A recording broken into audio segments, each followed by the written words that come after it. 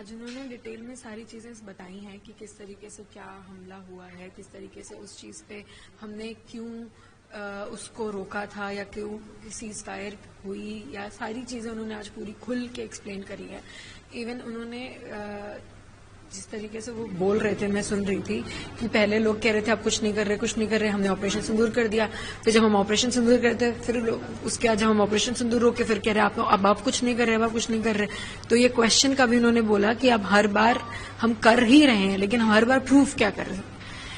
And इसमें जो target वो हो रहे थे बाकी लोगों से, आर्म फोर्सेस जो टारगेट हो रही थी, उनका भी उन्होंने बहुत ज्यादा धन्यवाद दिया है। आर्म फोर्सेस को भी हर चीज में बोला है कि आपकी वजह से ये चीजें हुई हैं। बस मुझे एक बहुत बड़ा दुख है मेरा कि उन्होंने उन 26 लोगों के लिए कुछ नहीं बोला, जहां प्रियंका गांधी जी और राहुल गांधी जी उन दोनों को भी मैं थैंक यू बोलूंगी कि उन्होंने उन 26 लोगों की बात करी है।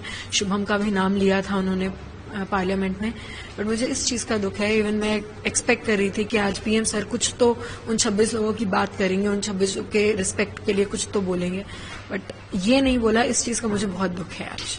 एक ऑपरेशन सिंदूर को लेकर संशय था, कुछ भ्रामक थी, जिधर प्रधानमंत्री ने कहा कि कांग्रेस के विपक्ष के आरोप थे कि अमेरिका के बाद ऑपरेशन सिंदूर को रोका गया, लेकिन आज इस बात को प्रधानमंत्री जी ने बिल्कुल स्पष्ट कर दिया कि कहीं से भी किसी का दखल नहीं था, जो भी ऑपरेशन था सब भारत का था और भारत के नियंत्रण में ऑपरेशन हुआ।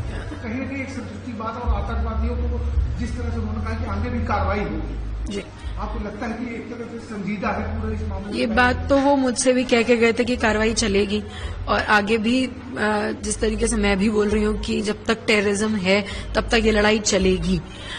बस ये जो आज उन्होंने क्लियर किया, इस चीज पे मुझे पहले भी विश्वास था कि सीज फायर रोकने का कुछ स्ट्रैटेजी आर्म फोर्सेस की रही होगी, ना कि किसी देश के किसी को बोलने की वजह से इंडिया ने रोकी। हमारा इंडिया इतना अपने में खुद ही पावरफुल है कि वो अपने डिसीजन ले सकता है, उसको किसी की जरूरत नहीं है बोलने के लिए। लेकिन कुछ स्ट्रैटेजिकली चीजें मूव करनी पड़ती हैं, चाहे वो आर्म फोर्सेस मूव करे अपने तरीके से, चाहे वो गवर्नमेंट मूव करे, वो उनका है, वो बिगर कॉल है। मैं बहुत छोटी हूं उसमें कुछ भी बोलने के लिए, लेकिन मुझे जहां तक लगता है ये आर्म फोर्सेस का डिसीजन है एंड हमें वो रिस्पेक्ट करना चाहिए। एंड आज ये क्लियर हो गया, ये किसी के बोलने की वजह से सर्जिकल स्ट्राइक नहीं हुआ था।